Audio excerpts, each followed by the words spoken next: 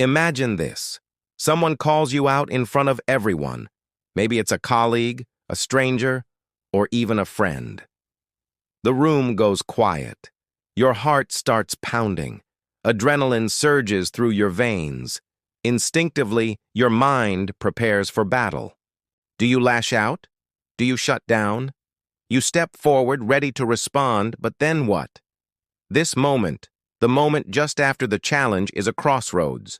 One wrong word, one rash decision, and you might lose more than just an argument. You could lose your composure, your credibility, your peace of mind, and that's the trap. Challenges are deceptively simple on the surface, but beneath, they're full of pitfalls.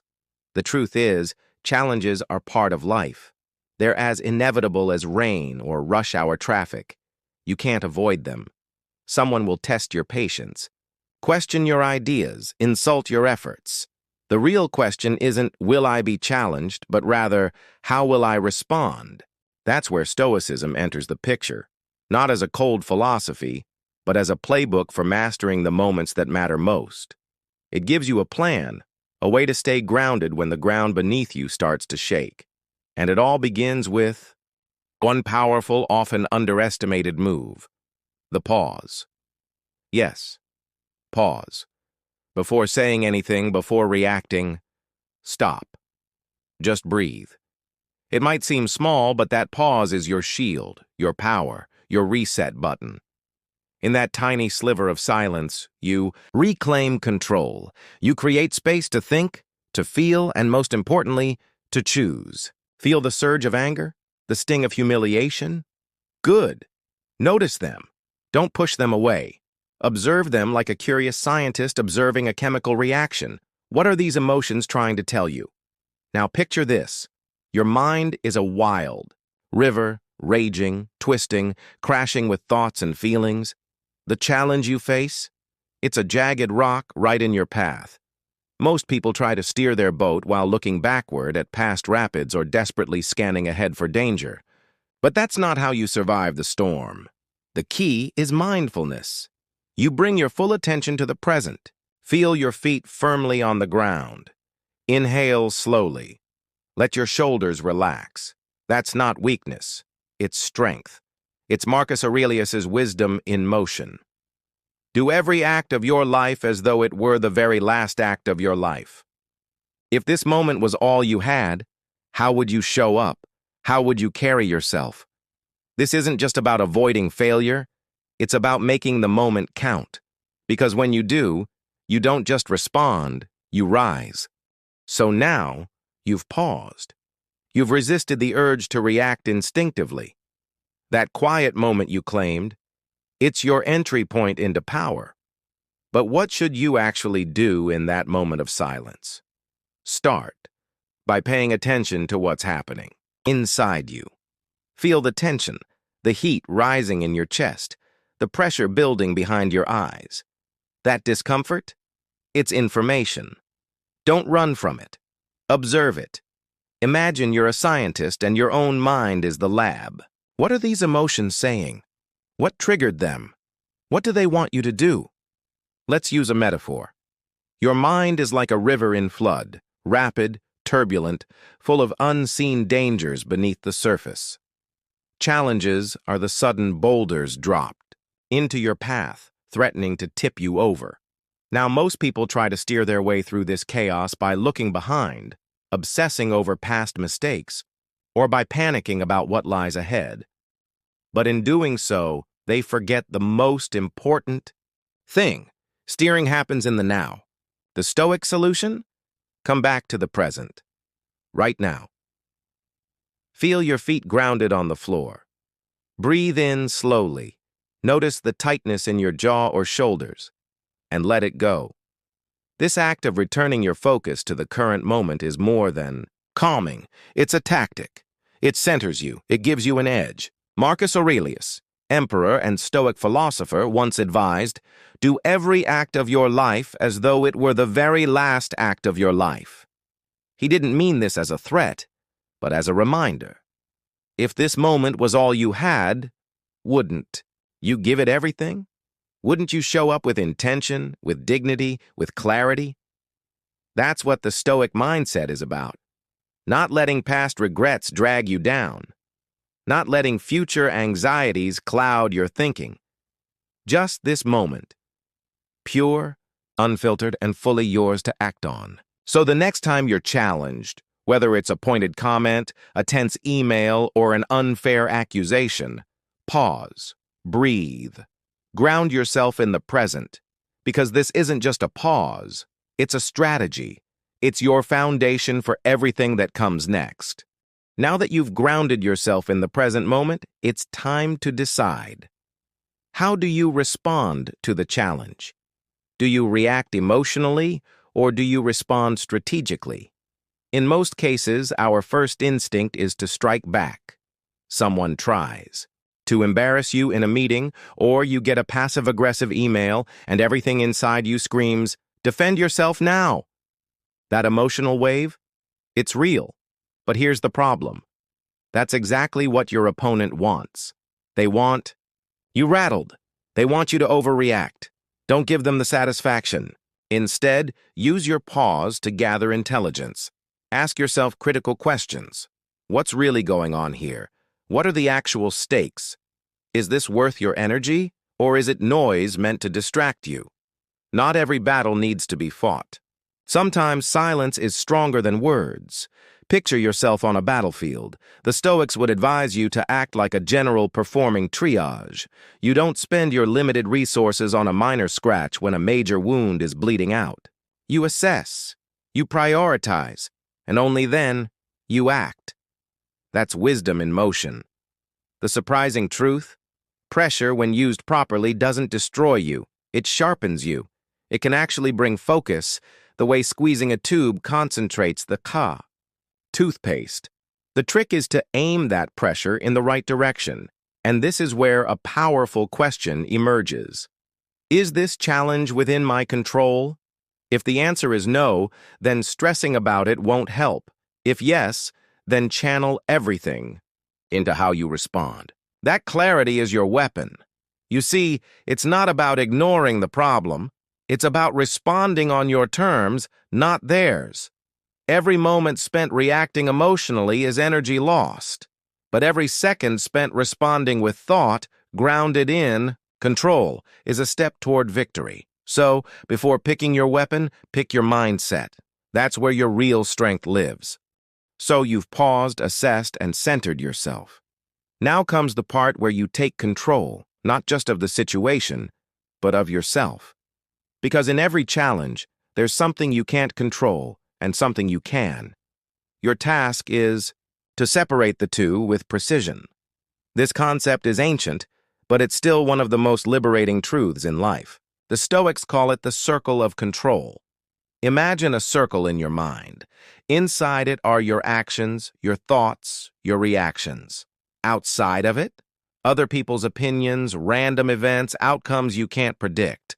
The problem, most of us waste energy outside the circle, trying to force what isn't ours to command. Let's say someone challenges your idea in a team meeting. You can't control their tone. You can't control whether they like you. But you can control your response. Will you get defensive, or will you see it as a chance to refine your thinking? Epictetus, one of the most quoted Stoics, said it clearly. Some things are in our control and others not. In our control, our judgment, our choices, our responses. Out of our control, reputation, recognition, even outcomes. The power of this mindset is immense. When you stop obsessing over what you can't change, you free up energy to double down on what you can. That's how you reclaim your power. Think about it. If every time someone criticizes you, you spiral into self-doubt, who's really in control? Not you.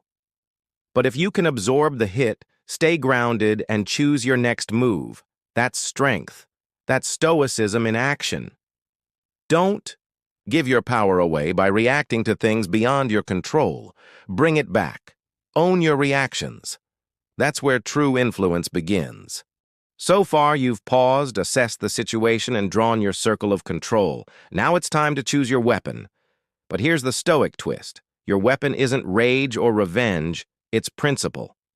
Stoicism teaches us that when we're under fire, our response should be anchored in four core values: wisdom, justice, courage, and moderation. These aren't abstract ideas. They are tools for battle. They're what keep you upright when everything around you pushes you off balance. Start with wisdom. It's not about being clever or quoting philosophers. It's about seeing clearly what's really going on here. Strip away your ego, the drama, the noise. What's the root cause of this challenge? What's the right thing to do? Then, justice. This one cuts deep. Is your response fair? Is it grounded in truth? Are you about to say or do something that will escalate rather than resolve? Justice isn't about getting even. It's about doing what's right. Next comes courage. This one is tough. It's doing what's right even when it's scary, even when your voice shakes or your hands tremble. Courage doesn't mean charging into battle. It often means standing your ground when everything in you wants to flee. And finally, moderation. This is where most of us slip. We either explode or shut down. Moderation is the middle path.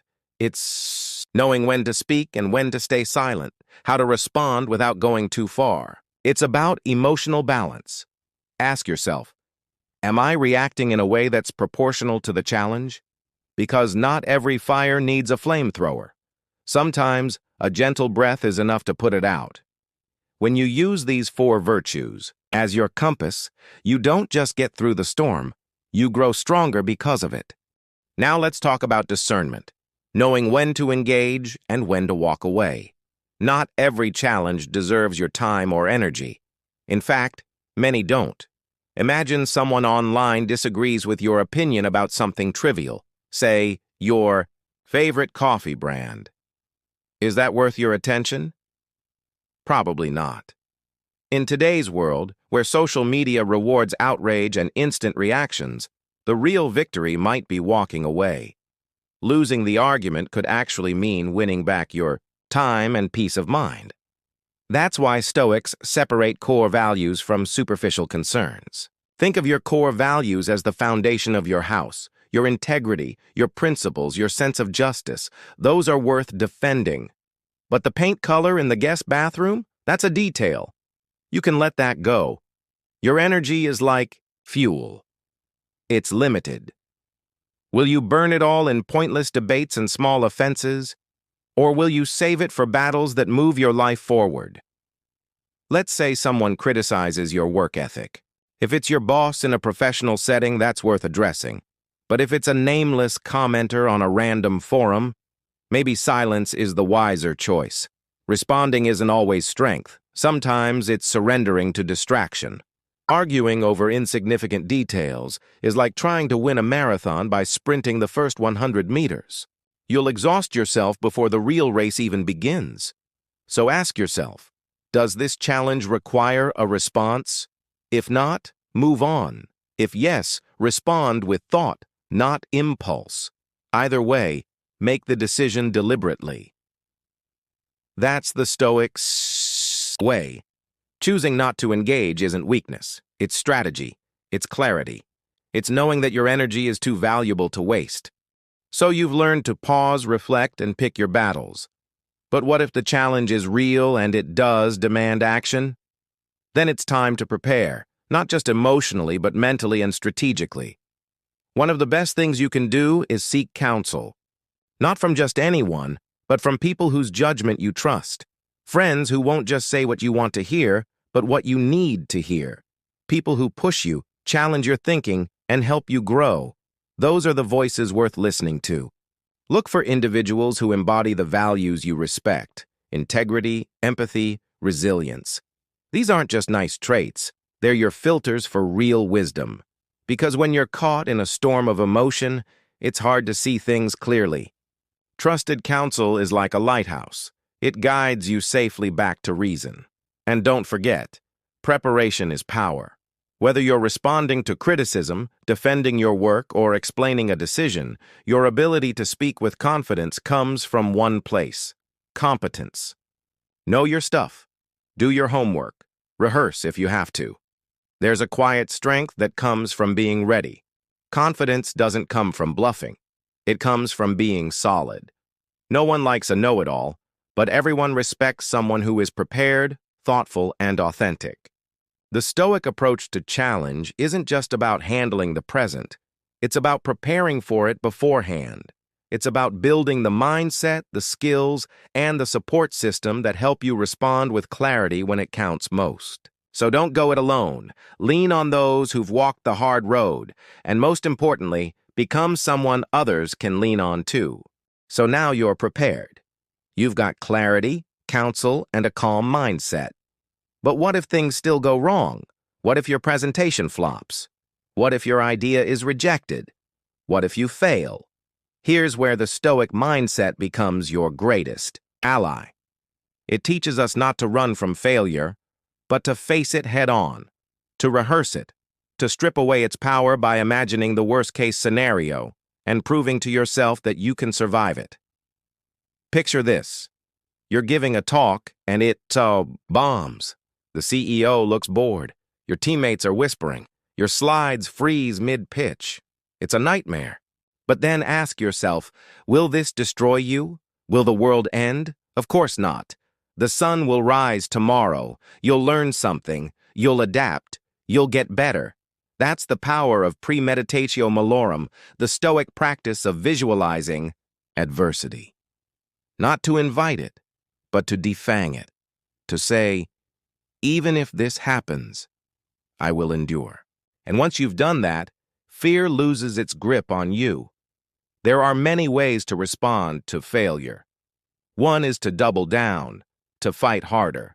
Sometimes that's necessary. Another is to try reasoning, explaining your point clearly and respectfully. But here's the truth. Not everyone wants to hear reason. Some thrive on emotion, conflict, and drama, especially online. So what then? The Stoics offer one more option: strategic withdrawal. Sometimes the strongest move is to disengage, to walk away. It might look like defeat, but in truth, it's choosing peace over pride. If the situation gains you nothing, drains your energy, and won't change minds, what are you really fighting for? Not every hill is worth dying on, and not every challenge deserves a reply. Remember, it's not about winning arguments. It's about winning your peace. At this point, you've learned when to act and when to walk away. But there's one more crucial insight the Stoics give us. Your response to challenge should always align with your principles. If it doesn't, you've already lost, no matter. What happens on the outside? Before you respond, ask yourself, what do I stand for? What are my core values? If you let a moment of anger or pride steer you off course, you're giving up more than just composure. You're surrendering your integrity. Marcus Aurelius put it simply: choose not to be harmed, and you won't feel harmed. What does that mean? It means that much of what offends us doesn't have to. We can choose our interpretation. We can choose our reaction. That's where our freedom lives. Seneca added to this, reminding us that virtue is the one thing no one can take from us. External things, reputation, wealth, praise, come and go. But your character? That's yours. And when a challenge threatens to shake, you can return to that center. Picture yourself at a crossroads. Two paths lie ahead. One leads to revenge, to quick anger, to emotional chaos. The other leads to clarity, purpose, and dignity. Both are uncertain, but only one allows you to walk away with your head held high. You might still stumble. You might make mistakes. But as long as your direction is aligned with your values, you're still on the right path. That's what Stoicism teaches. The goal isn't to be perfect, it's to be principled. So when faced with conflict, don't just react, respond with purpose.